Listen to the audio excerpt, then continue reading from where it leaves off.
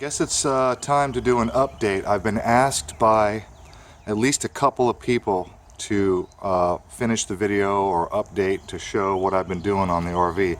I've been painting this RV by hand, literally with spray cans from Home Depot. No kidding.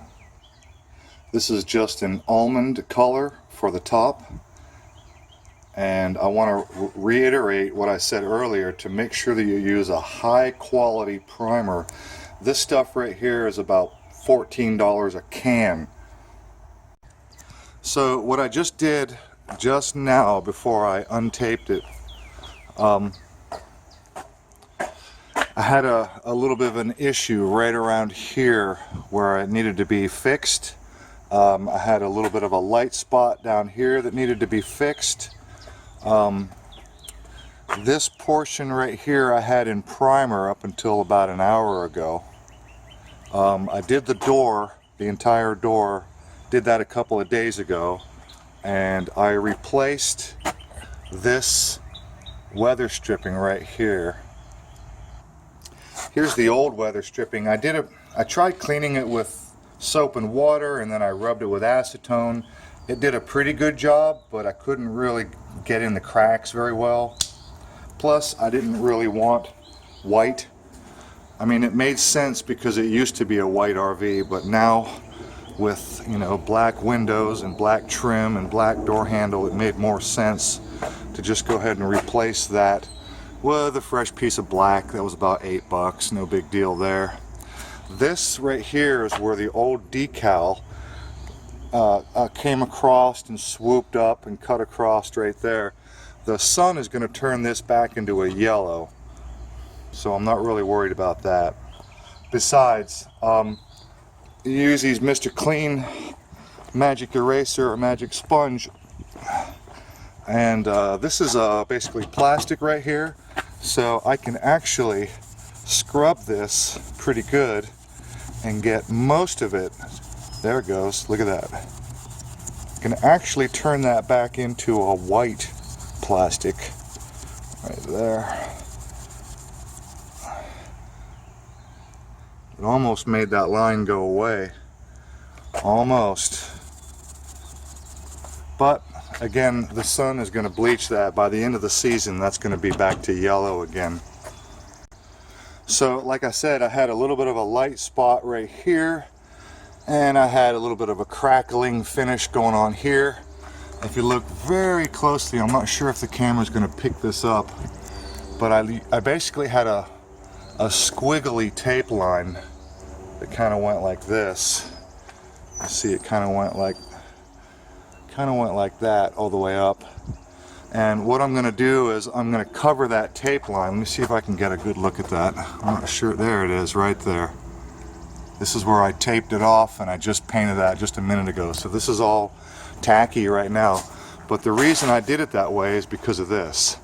The graphics that I did on the other side, you know, just get a little bit creative. See how I cut across the dark brown. You know, I've got these graphics that I created with white. So the good thing is that I can use a little bit of creativity. So I can use, like I said, see if it, come on camera. It's not seeing it show up. It's like right there. Is where my tape line was, is right there. So I can come back later on with my white graphic and I can cover that ugly tape line up. I can see it with my eyes. The camera's barely getting it. But it goes up like this, comes down, and then zigzags. So I'll come back later with white to do my graphic, and I'll completely hide that tape line right there. So that to me is no problem. And while I'm at it, here on the brown, let me see if the camera will get it. It's a little bit of a spot. Come on, focus. Focus. There's two spots right there.